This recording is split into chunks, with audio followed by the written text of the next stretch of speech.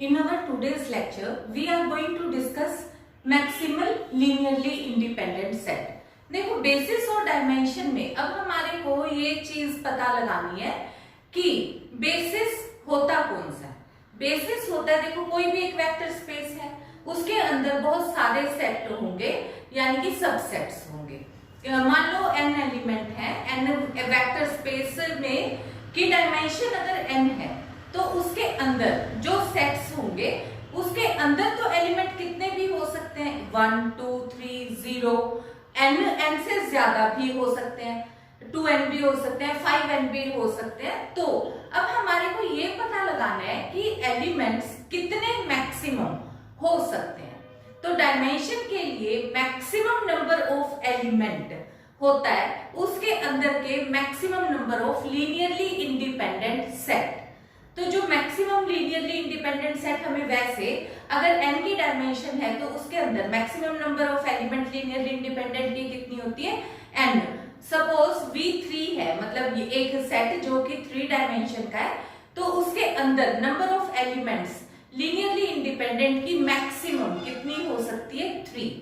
तो देखो अभी हम 3 और n तो ले नहीं सकते, तो अभी हमारे पास एक थ्योरम है, पहले डेफिनेशन फिर थ्योरम, तो जिससे हम यहाँ पे पता लगाएंगे कि एक एलिमेंट हम लीनियरली इंडिपेंडेंट मैक्सिमल सेट कैसे लेते हैं। देखो मैक्सिमल सेट होता क्या चीज है कि लेट हमने कंसीडर किया let T be a subset of vector space VF, then T is called a maximal linearly independent set if there is no superset of T other than T itself which is linearly independent। मतलब क्या है कि T से अलग T का कोई super set है, मतलब T के अंदर हम अब कोई और एलिमेंट और ऐड कर दें जिससे कि वो फिर भी लीनियरली इंडिपेंडेंट बन जाए, ऐसा पॉसिबल नहीं है।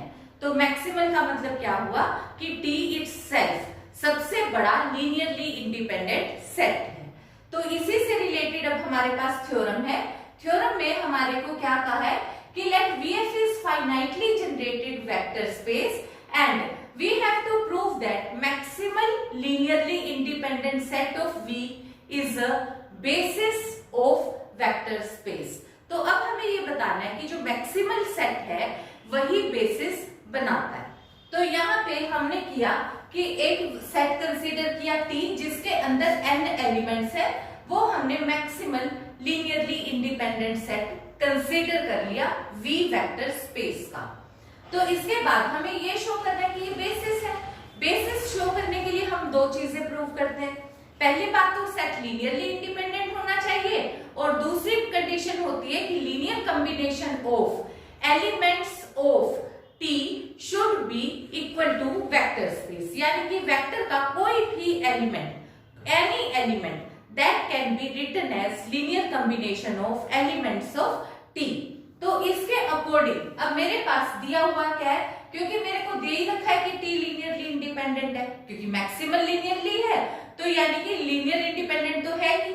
तो मुझे अब सिर्फ ये शो करना है कि LT is equal to V, तो मेरे पास ये बेसिस बन जाएगा। इसके लिए अब क्योंकि मेरे पास ये लीनियरली इंडिपेंडेंट सबसेट है तो T will contain in V। तो इसका मतलब क्या होगा, linear transformation of T will contain in V। क्योंकि V वेक्टर स्पेस है तो vector space closed under vector addition and scalar multiplication होता है, तो इस वजह से ये हमारे पास इनका linear combination of T will contain in V, ये होगा ही। तो इसमें हमने फिर एक अलग एलिमेंट ले लिया वेक्टर स्पेस V में से, कोई भी एलिमेंट मैंने कंसीडर किया और उससे ये जो T, क्योंकि T maximal linearly independent set है तो मेरे पास मैंने एक और सेट बनाया जिसमें U1 U2 UN के अलावा एक और एलिमेंट ऐड कर दिया V, क्योंकि मुझे पता है कि ये सबसे बड़ा मैक्सिमल लीनियरली इंडिपेंडेंट सेट है T, और उसके अंदर अगर मैं कोई और उसका सुपर सेट हो नहीं सकता लीनियरली इंडिपेंडेंट, तो इसका मतलब जो मैंने ये सेट S बनाया है वो लीनियरली डिपेंडेंट होगा। लीनियरली डिपेंडेंट होगा तो इसका मतलब क्या है कि ये सारे के सारे स्केलर्स जो इसके साथ मैंने यूज करे α1 U1 plus α2 U2 plus αn UN plus αv equal to 0, तो जो इसके साथ के ये सारे स्केलर्स है ये सारे के सारे जीरो नहीं है, एट लीस्ट वन जरूर नॉन जीरो है, कोई भी एक स्केलर कम से कम नॉन जीरो जरूर है। तो मैंने पहले कंसीडर कर लिया कि what happens if alpha equal to zero.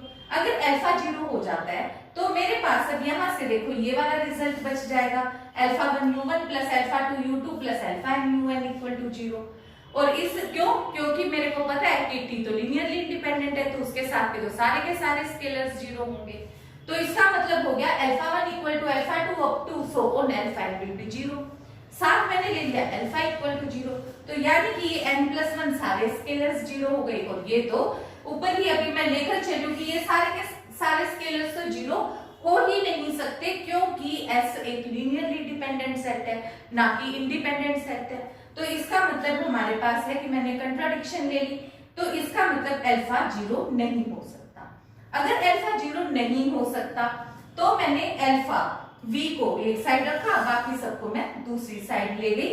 और क्योंकि अल्फा जीरो नहीं है तो मैं अल्फा से डिवाइड कर सकती हूँ। तो उससे क्या हुआ, v जो एक वेक्टर था वो किसका लीनियर कॉम्बिनेशन हो गया, वो इन बाकी सारे vectors u1 u2 up to so on un का लीनियर कॉम्बिनेशन हो गया। यानी कि अपने पास v किसके अंदर बिलोंग कर गया, v belongs to linear combination of elements of t set. ये और इसका मतलब क्या हो गया कि जो वेक्टर स्पेस, क्योंकि v किस में से बिलोंग करता है, small v belongs to vector space capital V में से, तो v will contain the linear transformation t।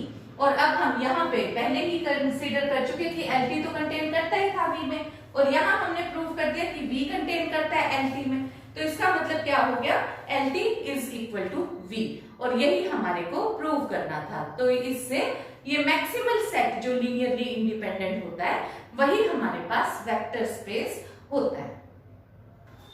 Now in this theorem we have to prove that each finite subset S of a finite dimensional vector space VF which generates V can be reduced to a basis of V। तो अब यहाँ पे मेरे को इस तरीके से result prove करना है थ्योरम में। तो सबसे पहले तो मैंने ये बताया, क्योंकि मुझे क्या चीज प्रूव करनी है कि फाइनाइटली जनरेटेड का मतलब है लीनियर कॉम्बिनेशन, और लीनियर कॉम्बिनेशन का मतलब क्या है कि जिस सेट, एक कोई सेट है जिसके एलिमेंट्स वेक्टर स्पेस के एलिमेंट्स का लीनियर कॉम्बिनेशन है।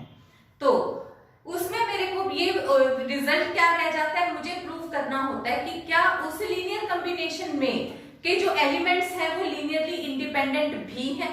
तो या तो वो लीनियरली डिपेंडेंट होगा सेट, या इंडिपेंडेंट होगा या डिपेंडेंट होगा। अगर इंडिपेंडेंट है तो वो बेसिस बना लेगा, लेकिन अगर वो डिपेंडेंट है तो मैं उस डिपेंडेंट एलिमेंट को हटा दूंगी, और उसके बाद मेरे पास जो एलिमेंट रह जाएंगे वो लीनियरली इंडिपेंडेंट एलिमेंट होंगे। हमने यहाँ पे रिड्यूस थ्योरम करी थी, रिडक्शन थ्योरम, जिसमें हमने एक सबसेट का सबसेट बना के और वो दिखा दिया था कि अब इसके जितने भी लीनियरली इंडिपेंडेंट मैक्सिमम एलिमेंट होंगे वो हमारे पास बेसिस बना लेगा, और कम से कम एक सिंगलटन एलिमेंट तो आएगा ही आएगा, और singleton element always linearly independent होता है। इसी तरीके से आज हम बता रहे हैं कि मान लो अब सिंगलटन ही सेट है और उसमें एम्प्टी सेट जरूर होगा, और एम्प्टी सेट भी हमेशा लीनियरली इंडिपेंडेंट होता है। तो an empty set is linearly independent and subset of any set S, तो वो हर एक सेट का, क्योंकि एम्प्टी सेट तो है वो तो हर एक का सबसेट होता ही होता है, तो इसमें हमारे पास तो यानी कि हर एक सेट S कम से कम एक लीनियरली इंडिपेंडेंट सेट को कंटेन करेगा ही करेगा। तो अब हम अपनी कन्वीनियंस के अकॉर्डिंग कंसीडर कर लेते हैं कि P वो लार्जेस्ट नॉन नेगेटिव इंटीजर है जो कि हमारे पास एक सबसेट बनता है B, उसके अंदर P एलिमेंट्स हैं जो सारे के सारे लीनियरली इंडिपेंडेंट एलिमेंट्स हैं। तो यानी कि अपने पास अब यहाँ पे क्या चीज हो गया कि B एक सबसेट है, किसका सबसेट है, जो भी हमारे को एक वेक्टर स्पेस V दे रखा है उसका एक सबसेट है, और सेट हमने S कंसीडर किया था, S का आगे हमने एक सबसेट B कंसीडर कर लिया जो कि हम अब बेसिस प्रूव करेंगे।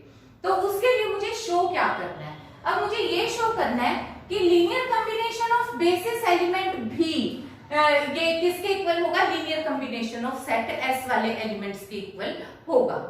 तो उसके लिए मुझे अब यहाँ पे क्या प्रूव करें, क्योंकि बी सबसेट है एस का, तो एल भी तो पूरी तरीके से एल एस के अंदर कंटेन करता ही करता है। तो अब मैंने एक और एलिमेंट कंसीडर कर लिया y, जो कि सेट एस के अंदर है, और वो मुझे ये शो करना है कि जो ये y एलिमेंट है that can be expressed as linear combination of elements of B। तो उसके लिए मैं मान लेती हूँ कि ऐसा नहीं हो सकता, क्योंकि B में तो मैंने कुछ एलिमेंट्स कंसीडर करे हैं, S में तो ज्यादा एलिमेंट है, तो हो सकता है ऐसा ना हो। तो उसके लिए अब देखो मैंने यहाँ पे क्या कंसीडर कर लिया कि y बिलोंग नहीं करता। अगर y नहीं बिलोंग करता तो मैंने एक और सेट कंसीडर कर लिया B1, जिसके अंदर B वाले एलिमेंट तो है ही, प्लस एक y एलिमेंट और कंसीडर कर लिया। तो यहाँ पे मेरे पास अब क्या सेट बन गया, B1 सेट एलिमेंट्स में, B1 में मेरे पास ये वाले सारे एलिमेंट्स तो आए ही आए, कौन कौन से, यहाँ से Y1 Y2 up to so on Yp, और साथ एक एलिमेंट मैंने एक्स्ट्रा ले लिया Y, जो कि एलिमेंट B1 के एलिमेंट है। ये वाले एलिमेंट B के हैं, और एक एलिमेंट इनसे अलग कंसीडर किया, ये जो y एलिमेंट है ये सेट S के अंदर कंटेन करता है, और फिर B एक और सेट B1 और ले लिया। तो अब इस सेट के एलिमेंट्स का लीनियर कॉम्बिनेशन जब मैंने लिया तो alpha y plus B1 Y1 plus B2 Y2 up to so on plus BP Yp is equal to 0 yi। तो ये जो अपने पास जो ये B1 B2 B3 और अल्फा है, ये कहाँ पे बिलोंग करते हैं, फील्ड में, ये तुम्हारे को आइडिया है। तो अब मैंने कंसीडर करा, मान लो कि अल्फा 0 नहीं है। देखो अगर अल्फा 0 नहीं है तो मैं इसको लेफ्ट हैंड साइड रख लूंगी, उनको राइट हैंड साइड कर दूंगी, और फिर अल्फा से डिवाइड कर दूंगी, ठीक है ना, अल्फा y एक साइड बाकी दूसरी तरफ। फिर अल्फा क्योंकि 0 नहीं है तो इन्वर्टिबल हो सकता है, तो अल्फा से डिवाइड कर दिया। तो इसका मतलब क्या हो गया कि जो ये y एलिमेंट है वो किनका लीनियर कॉम्बिनेशन हो गया, Y1 Y2 Yp, पर ये तो B के एलिमेंट है, यानी कि y एलिमेंट तो लीनियर कॉम्बिनेशन हो गया B के एलिमेंट का, और मैं तो कह रही हूँ कि बिलोंग नहीं करता है इसके अंदर, तो यानी कि ये तो कंट्राडिक्शन हो गई। तो अब मुझे यहाँ पे क्या लेना पड़ेगा, इसका मतलब है कि अल्फा 0 के इक्वल नहीं है। अगर अल्फा मतलब अगर अल्फा 0 नहीं है तो फिर मैं अब दोबारा कंसीडर कर लेती हूँ अल्फा 0 है। अगर अल्फा 0 है तो ये वाली वैल्यू देखो, अब अल्फा 0 है तो इसका मतलब ये भी 0 है, और ये वाली वैल्यू 0 होने से मुझे पता है कि B1 B2 up to BP ये तो 0 होंगे ही होंगे, क्योंकि B मैंने एक लीनियरली इंडिपेंडेंट सेट कंसीडर किया हुआ है। तो B लीनियरली इंडिपेंडेंट सेट है तो उसके साथ के सारे स्केलर्स 0 होंगे। तो अब मेरे पास वैल्यू क्या हो गई, अल्फा भी 0, B1 B2 BP 0। तो इसका मतलब मेरे पास B1 सेट जो है ये वाला सेट लीनियरली इंडिपेंडेंट हो गया, यानी कि ये तो B का सुपर सेट हो गया। तो इसका मतलब उसके अंदर मैंने तो मैक्सिमम P एलिमेंट कंसीडर करे थे, अब ये तो फिर से P+1 एलिमेंट्स आ गए लीनियरली इंडिपेंडेंट, और इसका मतलब फिर अब मेरी फिर से जो सपोजिशन थी वो फिर रॉन्ग हो गई, क्योंकि मैं तो स्टार्टिंग में ही लार्जेस्ट सबसेट कंसीडर करके चली थी। तो इसमें मेरे पास अब क्या आ जाता है, तो इसका मतलब यही होता है कि y हर हाल में लीनियर कॉम्बिनेशन ऑफ B के एलिमेंट्स का है। तो इसका मतलब y किसका एलिमेंट है, S का, तो यानी कि S किसके अंदर कंटेन करेगा, linear combination of set B। तो इसका मतलब LS किसका कॉम्बिनेशन है, LLB, और डबल L होता है तो वो सिंगल L के इक्विवेलेंट ही होता है। तो इसमें हमने फिर कहा कि LS is contained in LB। तो यहाँ पे फिर अब मेरे पास इसका मतलब क्या हो गया, LB is equal to LS के इक्वल आ गया। अगर LB is equal to LS आ गया, पर मुझे तो पता है LS is equal to V होता है, तो इसका मतलब LB is equal to V है, और LB V हो गया तो इसका मतलब ये हमारे पास बेसिस हो गया। अब देखो यहाँ हमारे पास है 4 एग्जाम्पल। हमने कंसीडर कर लिया कि हमारे पास जो वेक्टर स्पेस है वो V है अंडर डायमेंशन 3। अगर 3 डायमेंशन है तो एक्चुअली में इसका मतलब क्या हुआ कि इसके अंदर जो भी एलिमेंट है वो 3 डायमेंशन के है, जैसे अल्फा 0 0 टाइप का हो सकता है एलिमेंट, 0 बीटा 0 टाइप का हो सकता है एलिमेंट, 0 0 गैमा टाइप का एलिमेंट हो सकता है। अब अल्फा बीटा जीरो टाइप के एलिमेंट हो सकते हैं, अल्फा जीरो गैमा टाइप के एलिमेंट हो सकते हैं, ये जीरो बीटा गैमा टाइप के एलिमेंट हो सकते हैं और अल्फा बीटा गैमा टाइप के एलिमेंट हो सकते हैं। अब देखो रियल नंबर सिस्टम होता है इनफाइनाइट, तो इस तरीके के एलिमेंट्स भी इनफाइनाइट होंगे। ये सारे वेक्टर स्पेस हमारे पास हमने इस तरीके से कंसीडर कर लिया। एक एलिमेंट 0 0 0 भी है, ठीक है, तो यानी कि अपने पास किसी भी तरीके से हम इसके एलिमेंट्स को कंसीडर कर सकते हैं। सपोज मैंने अब एक एस एलिमेंट कंसीडर करा, एस सेट, जिसके अंदर मैंने 1 2 3 और 1 0 0 0 1 0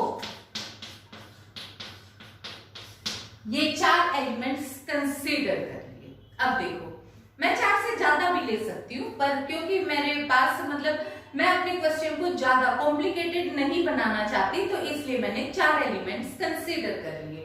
अब देखो मुझे हर हाल में ये पता है कि ये वाले जो है एलिमेंट मतलब बी, अब तुम यहां से देखो बी एलिमेंट मैंने क्या ले लिया, 1 0 0 0 1 0 0 0 1 और ये एलिमेंट मैंने वो y एलिमेंट कंसीडर कर लिया। ये एलिमेंट मेरा क्या हो गया, y1 y2 y3, ठीक है। अब ये जो 1 2 3 एलिमेंट है इसको मैं लिख सकती हूँ 1 0 0 2 0 1 0 प्लस 3 0 0 1। तो यानी कि जो ये y एलिमेंट है वो जो कि ये सेट है, देखो जो सेट S है, S क्या है, S किसके अंदर से कंटेन करता है, S कंटेन्स इन V, वेक्टर स्पेस के अंदर कंटेन करता है। तो हो सकता है इसके अंदर ये भी एलिमेंट होते, अगर ये होते तब तो ये लीनियरली इंडिपेंडेंट था, तो मुझे रिड्यूस करने की जरूरत नहीं थी। पर क्योंकि ऐसा नहीं है तो मैंने वो देख लिया कि मैं अब कौन सा एलिमेंट इसमें से हटा सकती हूँ। तो मैंने लीनियरली इंडिपेंडेंट लेकर आना था, तो वो होना चाहिए मैक्सिमल। मैक्सिमल क्योंकि 3 की डायमेंशन है, तो मुझे पता है कि मैक्सिमम नंबर ऑफ एलिमेंट 3 हो सकते हैं। और मैंने इसी वजह से ये जो ये यूनिवर्सल बेसिस एलिमेंट वाले ही एक बार रख लिए, इससे अलग भी हो सकते थे, तो यहाँ पे मैंने इनको साथ रख लिया। तो अब यहाँ पे ये वाली वैल्यू, तो ये वाला एलिमेंट मैंने हटा दिया, अब ये वाला एलिमेंट मैंने हटा दिया, तो इसमें से मेरे पास बी क्या चीज आ गई, ये वाले एलिमेंट्स मेरे पास बन जाएंगे। अब इसी तरीके से बेसिस एलिमेंट में अगर तुम चाहो तो 1 2 3, ठीक है, और 2 3 7 5 8 9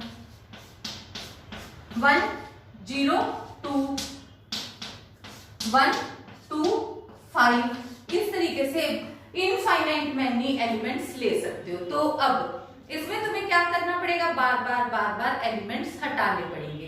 पहले तुम इन 3 का कॉम्बिनेशन चेक करोगे कि क्या ये लीनियरली इंडिपेंडेंट है, हो सकता है ये इंडिपेंडेंट हो सकता है ये इंडिपेंडेंट ना हो। उसके लिए हम क्या करते हैं, डिटर्मिनेंट निकाल के चेक कर लेते हैं। अगर डिटर्मिनेंट नॉट इक्वल टू 0 है तो लीनियरली इंडिपेंडेंट होता है, और अगर डिटर्मिनेंट इक्वल टू 0 आ जाता है तो लीनियरली डिपेंडेंट होता है। और डिटर्मिनेंट तुम्हें पता ही है कि 3/3 का ही निकाल पाओगे या 4/4 का, तो इस तरीके से 3/4 का तो निकलेगा नहीं। तो इस तरीके से हम बहुत कंफर्टेबली निकाल सकते हैं लीनियरली इंडिपेंडेंट सेट। तो जो भी एलिमेंट बाकियों का लीनियर कॉम्बिनेशन होता है उस एलिमेंट को हम हटा देते हैं, क्योंकि लीनियरली डिपेंडेंसी इसकी वजह से है। अब इन 3 एलिमेंट्स को देखो, अगर इनके आगे तुमने alpha plus beta plus gamma लगा के इक्वल टू 0 0 0 किया, तब तुम्हारे पास रिजल्ट क्या आएगा। अब यहां से ये चेक करो तो अल्फा इक्वल टू 0, ठीक है, अल्फा इक्वल टू 0, यहां से beta equal to 0, gamma equal to 0। पर अगर तुम यहां से लगाओगे तो यहां से वैल्यू क्या आएगी, 1 2 3 minus 1 0 0 minus 2 0 1 0 minus 3 0 0 1 equal to 0 0 0। देखो अब ये हमारे पास आ गया। देखो अब जब मैंने सिर्फ इस सेट को किया 3 एलिमेंट, तो ये लीनियरली इंडिपेंडेंट है, और जब मैंने ये 4 एलिमेंट लिए तो यहाँ पे ये वाला एलिमेंट क्या लगा हुआ है, 1, यहाँ क्या है स्केलर -1, यहाँ -2 यहाँ -c, और ये सेट मेरे पास लीनियरली डिपेंडेंट है, ये लीनियरली डिपेंडेंट है, ये मेरे पास लीनियरली इंडिपेंडेंट है। तो मैंने लीनियरली डिपेंडेंट से कौन सा सेट निकाल लिया, रिड्यूस कर दिया लीनियरली इंडिपेंडेंट। अब देखो, अगर मैं बाय चांस इन दो को ही निकालती तो मेरा क्वेश्चन गलत हो जाता, क्योंकि ये मैक्सिमल नहीं है, मुझे 3 ही एलिमेंट मिनिमम चाहिए। और ये तुम्हारे को पता है कि बेसिस केवल एक नहीं होता, basis element, basis can be infinite many, पर number of element will be only 3 for every set of vector space V3. So that is all for this lecture. Thank you.